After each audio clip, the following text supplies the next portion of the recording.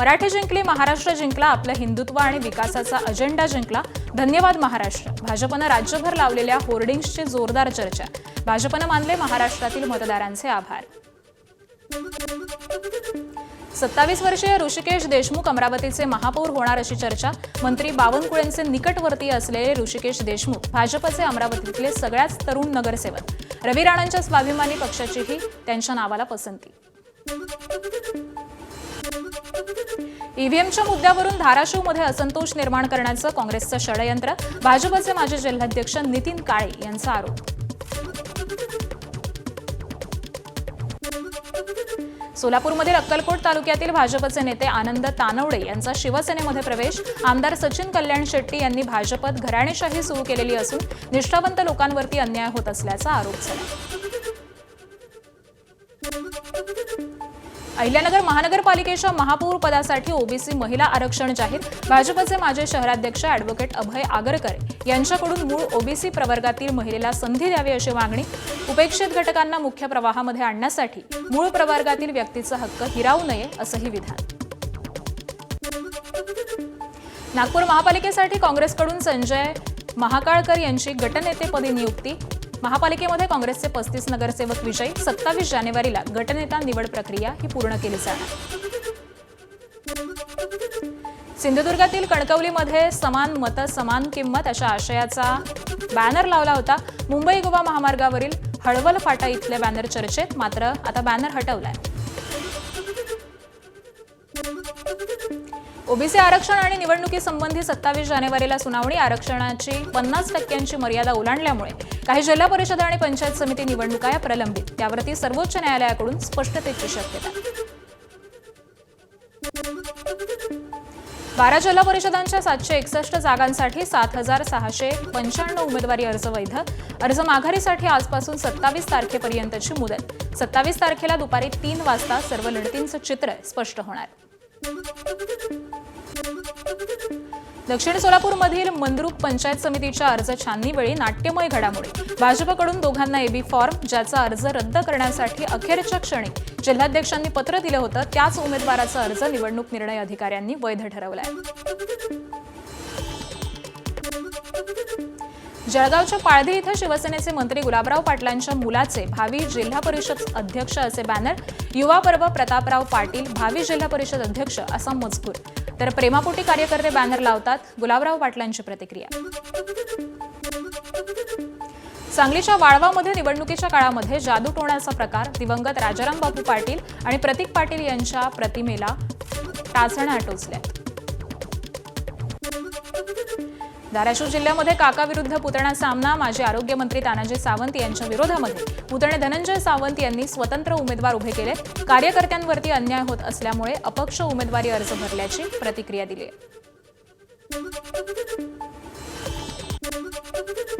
महाडमध्ये नगरपालिका निवडणुकीच्या वेळी झालेल्या राड्याचं प्रकरण. काल कोर्टानं दिलेल्या अल्टिमेटम नंतर आज विकास गोगावले महाड शहर पोलिसांना शरण. मुंबईच्या अंधेरी पश्चिमेमध्ये सातबंगला परिसरामध्ये शिवसेनेनं लावलेले बॅनर फाडले. ठाकरेंच्या शिवसैनिकांनी बॅनर फाडल्याचा शिवसेना विभाग प्रमुख अल्ताफ पेवेकर यांचा आरोप. या विरोधामध्ये पोलिसात तक्रार दाखल. आज बाळासाहेबांच्या जन्मदिनी ठाकरे बंधूंनी भाजप, मोदी आणि फडणवीसांवरती दोषारोप करत बसू नये. त्याऐवजी ठाकरे बंधूंनी जनतेनं का नाकारलं ते शोधावं. केशव उपाध्ये यांचा ठाकरे बंधूंना सल्ला. शिवसेना नगरसेवकाला भाजप पदाधिकाऱ्याकडून बेदम मारहाणीची घटना सीसीटीव्ही कॅमेरामध्ये कैद. हेमंत चतुरे शिवसेनेचे स्वीकृत नगरसेवक. भाजप उमेदवारासमोर पराभव झाल्यानंतरही स्वीकृत नगरसेवक पद दिल्यामुळे भाजपचा जळफळाट. शिवसेनेचा आरोप. मुख्यमंत्री फडणवीस आणि चाळीसगावचे आमदार मंगेश चव्हाण यांच्या उपस्थितीमध्ये दावोसमध्ये 15,000 कोटींचा सामंजस्य करार. शेतीतील टाकाऊ अवशेषांपासून विमानांसाठी वापरले जाणारे सस्टेनेबल एव्हिएशन फ्युएलची निर्मिती होणार आणि या प्रकल्पामुळे जळगाव जिल्ह्यामध्ये 3,000हून अधिक रोजगार निर्मिती होणार आहे.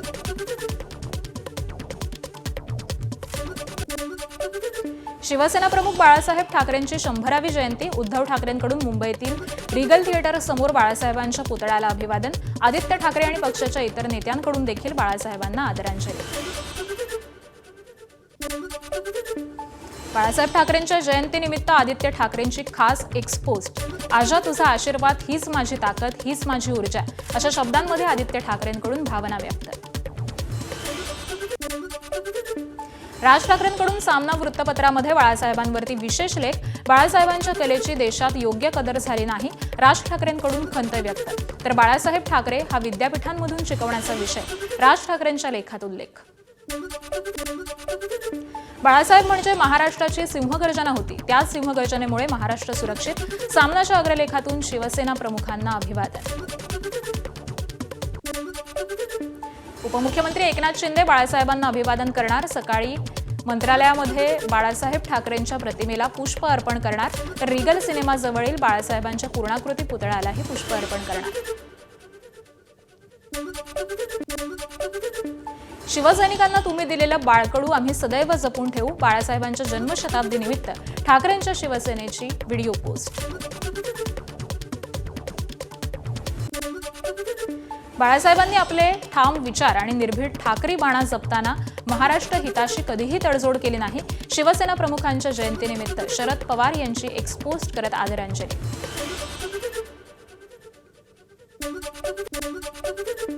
महाराष्ट्राच्या सामाजिक राजकीय परिदृश्यावर खोलवर प्रभाव टाकणाऱ्या बाळासाहेब ठाकरेंना जन्मशताब्दीनिमित्त भावपूर्ण आदरांजली.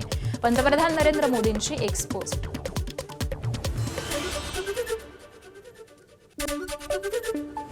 आज वसंत पंचमी निमित्त पांडुरंग आणि रुक्मिणी देवीचा विवाह संपन्न होणार. विवाह सोहळ्यासाठी पुण्यातील भाविक भारत भुजबळ यांच्याकडून 5 टन फुलांचा खास मयूर विधिमंडप तयार. मंदिराला आकर्षक विद्युत रोषणाई. हजारो भाविक हे पहाटेपासूनच दर्शनासाठी दाखल. पुण्यात आज दुपारनंतर शाळांना सुट्टी. सायकल स्पर्धेचा 4था टप्पा आज पुणे शहरात होणार. पुणे महापालिका हद्दीतील सर्व शाळा दुपारी 12 वाजेपर्यंत सुरू राहणार. जिल्हाधिकारी जितेंद्र डुडी यांचे आदेश. परळी नगरपरिषद कार्यालयामध्ये उशिरा येणाऱ्या कर्मचाऱ्यांना नगराध्यक्षांकडून शिस्तीचे धडे. नगरपरिषदेच्या गेटवरच वाजवायला लावली घंटा. तर नगराध्यक्षांनी सगळ्यांना पुष्पगुच्छ देत वेळेत येण्याची सूचना केली. भंडाऱ्यात नवनिर्मित शासकीय वैद्यकीय महाविद्यालयामध्ये 100 विद्यार्थ्यांना प्रवेश. 430 खाटा क्षमतेसह शासकीय वैद्यकीय महाविद्यालय सुरू. तर सध्या सुरू असलेल्या जिल्हा रुग्णालय वैद्यकीय महाविद्यालयाकडे हस्तांतरित. अमृत भारत ट्रेनची आज हायस्पीड चाचणी. Ahmedabad Vadodara Mumbai central मार्गावरती Amrit Bharat train 130 kilometre प्रति तास वेगानं चालवण्यात येणार. सुरक्षित आणि सक्षम रेल्वे संचालनाच्या दृष्टीनं ट्रायल रन महत्वाची आहे. लोणार सरोवरातील वाढत्या जलपातळीवरून लोणार वासियांचं वर्ल्ड हेरिटेज सेंटर आणि युनेस्कोला साकडं. केंद्र आणि राज्य सरकारचा कुठलाही विभाग दखल घेत नसल्यामुळे हस्तक्षेप करून तात्काळ लोणार सरोवर वाचवण्याची मागणी केली आहे.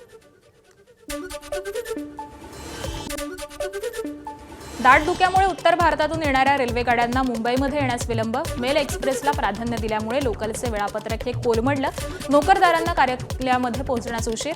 सीएसएमटी दादरला येणाऱ्या रेल्वेगाड्या इतर ठिकाणी स्थलांतरित करण्याची मुंबई रेल प्रवासी संघाची मागणी.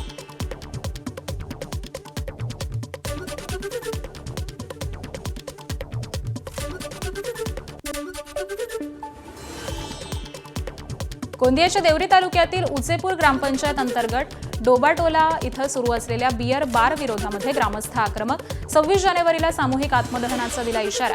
पोलीस प्रशासनासह आदिवासी विकास मंत्री अशोक उईके यांनाही निवेदन दिलंय. अखिल भारतीय किसान सभेचा मोर्चा आज जिल्हाधिकारी कार्यालयावरती धडकणार. चांदवडमध्ये आंदोलनाची सरकारनं दखल न घेतल्यामुळे लॉंग मार्च निघाला. राज्यस्तरीय 9 आणि स्थानिक अशा विविध मागण्यांसाठी लॉंग मार्च निघाला.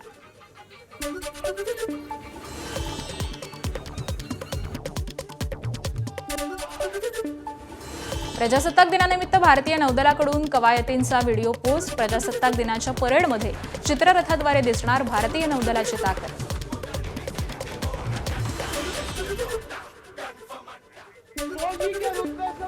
प्रजासत्ताक दिनाच्या परेडची आज रंगीत तालीम. विजय चौकापासून लाल किल्ल्यापर्यंतचा मार्ग बंद राहणार. तर अनेक मेट्रो स्टेशनचे एंट्री आणि एक्झिट बंद राहणार. वेळेच्या आधी घरातून निघण्याचं आवाहन. प्रजासत्ताक दिनाची आज रंगीत तालीम. त्याआधीच नवी दिल्लीमध्ये पावसाच्या हलक्या सरी. वादळी वाऱ्यासह पावसाचा अंदाज आहे. दिल्ली आणि एनसीआरमध्ये पाऊस, IMD कडून ऑरेंज अलर्ट जारी. पावसामुळे तापमानामध्ये कमालीची घट. आज किमान तापमान हे 5 अंश सेल्सिअसवरती जाण्याचा अंदाज आहे. सिंधुदुर्गातील सावी मुद्रालयाची राष्ट्रीय वीरगाथा उपक्रमासाठी निवड. प्रजासत्ताक दिनी संरक्षण मंत्री राजनाथ सिंहांच्या हस्ते सावीचा सत्कार होणार, तर विशेष अतिथी म्हणूनही सावीला आमंत्रण आहे. नाशिकमध्ये आजही सादर होणार सूर्यकिरण एअर शो. सूर्यकिरण शोसाठी जिल्हा प्रशासनानं प्रवेश शुल्क आकारल्यामुळे हवाई दल नाराज. एअर शोच्या माध्यमामधून जमा होणारा निधी हा सैनिक कल्याणासाठी वर्ग करणार, जिल्हा प्रशासनाचं स्पष्टीकरण. त्रिभाषा धोरण समितीला अहवाल सादर करण्यास पुन्हा मुदतवाढ. नरेंद्र जाधव यांच्या अध्यक्षतेखालील समितीला 4 फेब्रुवारीपर्यंत सादर करावा लागणार अहवाल. हिंदी सक्तीला विरोध झाल्यानंतर स्थापन करण्यात आली होती ही समिती. इंडिगोच्या दिल्लीहून पुण्याला जाणाऱ्या विमानामध्ये बॉम्ब ठेवल्याची धमकी. विमानातील स्वच्छतागृहामध्ये सापडली नोट. विमानाचं पुण्यामध्ये सुरक्षित लँडिंग, तर बॉम्बशोधक पथकाकडून विमानाची कसून तपासणी. जानेवारीच्या पहिल्या काही दिवसांमध्ये 4 वाघांचा मृत्यू, तर 2025च्या सुरुवातीला अवघ्या 22 दिवसांमध्ये 11 वाघांचा मृत्यू. या प्रकरणाची मुंबई उच्च न्यायालयाच्या नागपूर खंडपीठाकडून गंभीर दखल. जनहित याचिका दाखल करण्याचे आदेश दिले. वाल्मिक कराडसह त्याच्या सहकार्यांनी मागील 9 वर्षांमध्ये बोगस कंत्राट मिळवल्याचा आरोप. परळी नगर परिषदेमध्ये वैजनाथ सुरवसे यांनी गोंधळ घालत उपोषण केलं, तर शासकीय कामांमध्ये अडथळा निर्माण केल्याप्रकरणी गुन्हा दाखल. पुण्याच्या लोणी काळभोरमध्ये सोसायटीतील कारनं 5 वर्षीय लहान मुलाला चिरडलं. पार्किंगमधून निघालेल्या भरधाव कारनं लहान मुलाला चिरडलंय. यामध्ये चिमुकल्याचा मृत्यू, तर काल चालकाविरोधामध्ये गुन्हा दाखल झालाय. जळगाव जिल्ह्यातील नशिराबाद जवळ मुंबई नागपूर महामार्गावरती कारचा भीषण अपघात. घटनेमध्ये तरुणीचा जागीच मृत्यू, तर 1 जण गंभीर जखमी. कारवरील नियंत्रण सुटल्यामुळे अपघात झाल्याची माहिती आहे. भंडाऱ्यामध्ये बहीण भावाच्या मोपेडला भरधाव ट्रेलरची धडक. अपघातामध्ये बहिणीचा जागीच मृत्यू, तर भाऊ गंभीर जखमी. भंडारा नागपूर राष्ट्रीय महामार्गावरील शहापूर जवळची घटना आहे. धुळ्याच्या शिंदखेडा शहरातील भगवा चौक परिसरामध्ये मद्यधुंद चालकाची महाविद्यालयीन विद्यार्थिनीला धडक. अपघातामध्ये 21 वर्षीय प्रियंका कोळीचा जागीच मृत्यू. चालकावरती कठोर कारवाईची मागणी.